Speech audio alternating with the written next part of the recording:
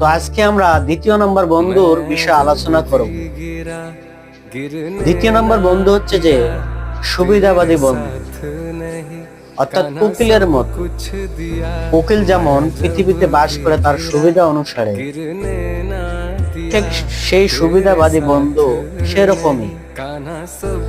তার সুবিধা পেলে সে থাকবে, না পেলে সে আপনাকে ত্যাগ করবে। কিন্তু আমরা দেখতে পারি এই বর্তমান পৃথিবীতে সুবিধাবাদীর বন্ধুর অভাব নাই, অ্যাভেলেবেল সুবিধাবাদী বন্ধু।